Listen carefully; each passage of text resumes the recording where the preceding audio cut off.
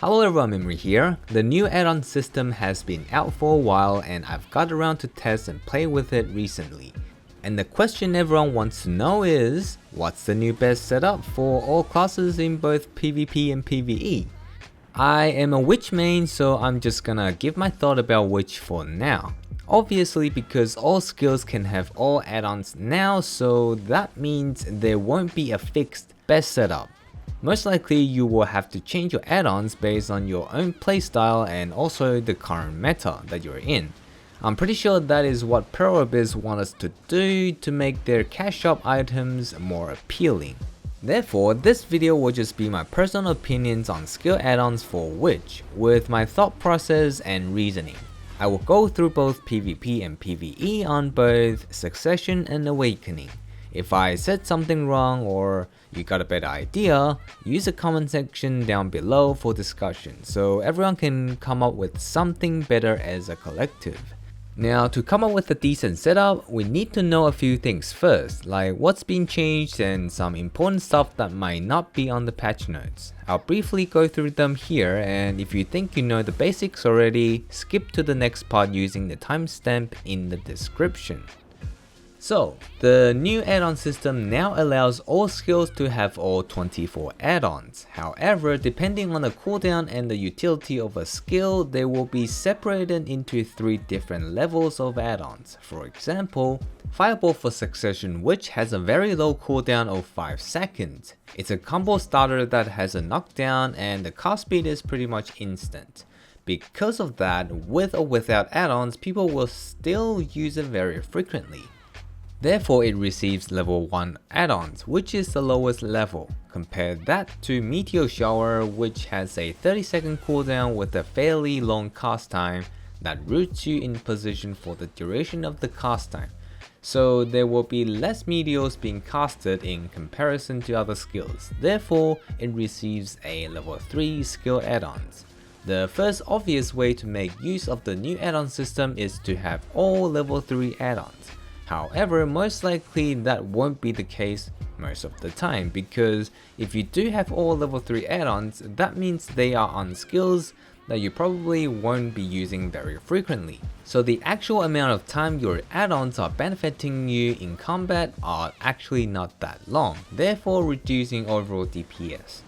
One more key feature to note is that if the add-on is the same, higher level add-on will override the lower level add-ons with refreshed cooldown, but lower level add-ons will not override higher level add-ons, nor will it refresh the cooldown, and skill add-ons with the same level will just refresh the cooldown.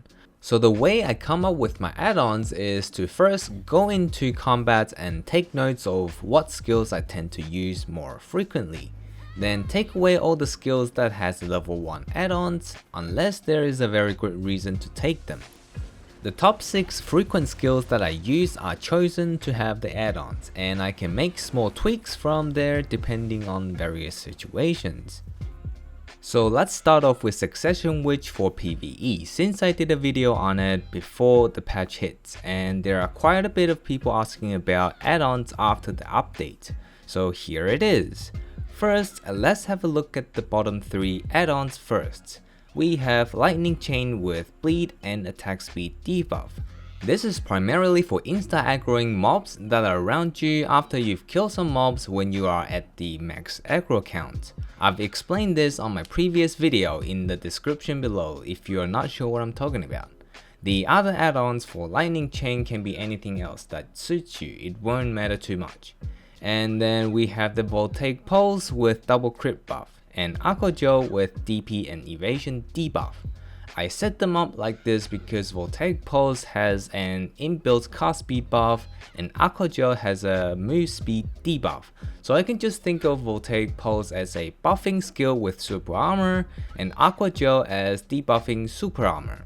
And yes, Aqua Gel also has an inbuilt evasion debuff that is actually stackable with the add-ons version of the evasion debuff. At least we can see those two as separate debuff icon on the enemy. Moving on to the other 3 add-ons, we have multiple magic arrows and fridge fog. with the same add-ons, monster damage and cast speed, because I want these two buffs to be on 100% of the time when I'm grinding. The buff only lasts for 7 seconds, and I find even with multiple magic arrow that basically has no cooldown, there will still be gaps where the buff is not applied during my usual skill rotation. Having these add-ons on 2 skills just makes my combos goes a lot smoother. And finally, I have Earthquake with DP and accuracy buff, because that's about the only thing that's left that I don't have, which is useful in PvE situation. Now we move on to Succession PvP. First thing I grab is Meteor with bleed damage and PvP damage. The bleed damage on level 3 add-ons does 150 damage per 3 seconds. If you include the 60 burn damage on the skill itself, that means you're doing 210 damage per 3 seconds. The average HP for most players are around 5000 if you're decently geared, so that means if you got hit by one of my meteors, you're taking 1 to 2% of your HP as damage per second for 15 seconds. That sounds like some hilarious kills, and that does happen from time to time, so that's why I have it. If you want more nuke damage, then you can swap out bleed damage for crit chance or crit damage buff. Next one we have Blizzard with move speed and attack speed debuff. Most of the time when I use Blizzard is to range debuff support my allies in group PvP situations, and the damage is equally split between all enemies in the area, which means the damage is low if there are more than 2 people in range. So going debuff is more efficient compared to damage add-ons. And since Blizzard already slow people in range, having extra slow would probably make it feels like a pseudo stun. Now I've thought about having mana cut on Blizzard since it says 10 mana cut per hit, and Blizzard seems to hit many times. Now mana cut was not a good add-ons before the change, but I decided to test it out once again with my awesome guildie just to see if it actually becomes somewhat viable after the change. And we conclude that it cuts about 60 mana for the full duration of the normal part of Blizzard, which does not include the ultimate extension of Blizzard. And 60 resource point can be easily recovered by 1 potion, so it's not worth at all. Moving forward, we have 4 super armor skills, which are the most frequent use skill for me. I usually start my combo with either Earthquake or Frigid Fog, so I have cast speed on both of them. And I put PvP damage on Frigid Fog because it is the next important buff that I need, and Frigid Fog has the lower cooldown out of the 2. And then I just put DP debuff on Earthquake to soften the enemy. Next one down is Aqua Gel with defense and evasion self buff. Because the skill cast time lasts for a long time compared to other skills, which means I'll have to tank more damage in the duration. So casting Aqua Gel would be the time that I need these add-ons the most. Finally, we have the double crit buff on Voltaic Pulse for more damage. Moving forward to Awakening Witch. Awakening add-ons are less complicated because you will be using Awakening skill most of the time. And there are only 3 Awakening add-on slots, so let's start with PvE again. The very first thing to get is Fissure Wave with monster damage and cast speed. This is because after the core skill patch that we received recently, if you pick Fissure Wave, then it becomes a 3-second forward guard, which means Awakening Witch can essentially be 100% protected if you rotate your skills correctly, thanks to this core skill. On top of that, Fissure Wave has level 2 add-ons. That makes it a top priority skill for add-ons. If you did not get Fissure Wave as your core skill, then this would not apply, so you're better off just pick any other Awakening skills that suits you. I decided to put cast speed and monster damage because they are the 2 add-ons that I want to have 100% uptimes out of all add-ons. Next one down we have Voltaic Pulse with crit rate and cast speed. Here I have cast speed again because a lot of the time I start the combo with Voltaic Pulse, and having a second cast speed buff just makes it much smoother to play with. Next we have Thunderstorm with DP debuff and crit damage. I usually use Thunderstorm right after Voltaic Pulse, so it is also a very frequently used skill. And these two add-ons are the ones that will give me the most DPS in PvE, which I don't have on the previous two skills. As for the pre-awakening part of the add-ons, I don't really use them that much when I'm in awakening, at least not when I'm grinding, so I usually leave it as it is for my PvP setup. So let's move straight to the PvP setup. Starting right from here, we have Meteor. Of course we have Meteor, and it is the same as before, PvP damage and bleed damage. Again, if you're not a fan of damage over time, then changing bleed to crit chance is a decent choice as well. Blizzard, the same as before, double slow for super heavy CC in teamfights.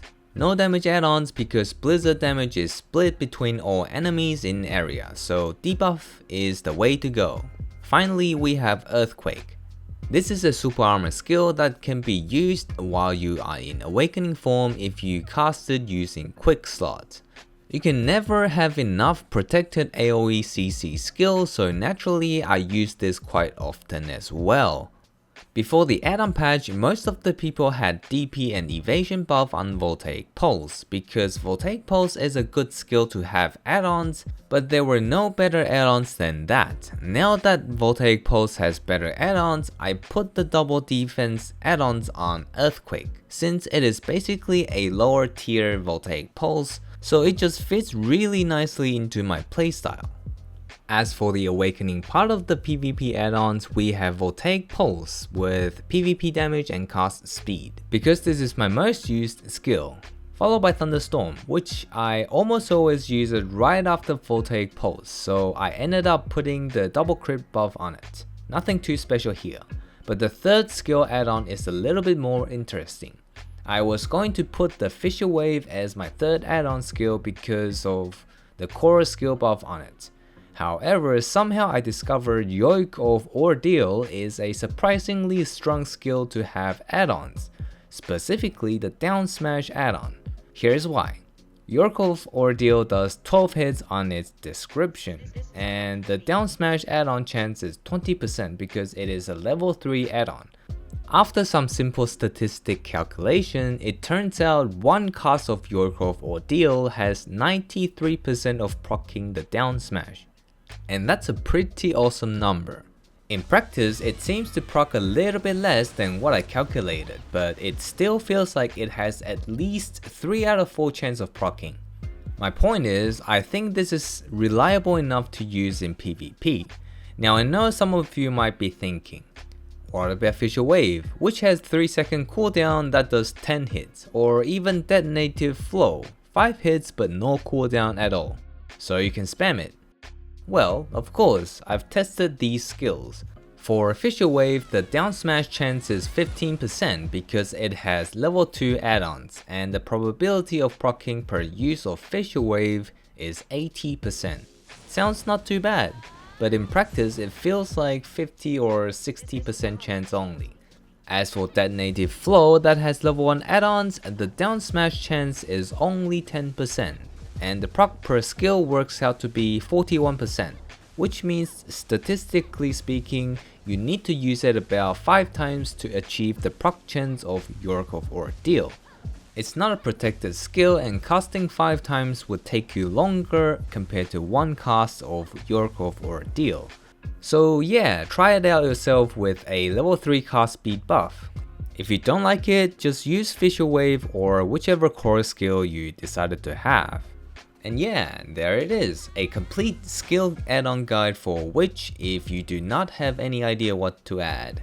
Obviously, this new add-on patch makes it very flexible to suit many different playstyles, so this definitely won't be your quote-unquote best add-on setup, but if you ask me what sort of add-ons I use, it'll probably look something like this for a while to come, at least until the next big change that somehow affects the add-on again, like the core skills.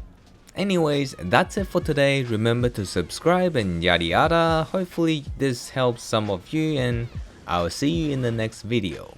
Peace.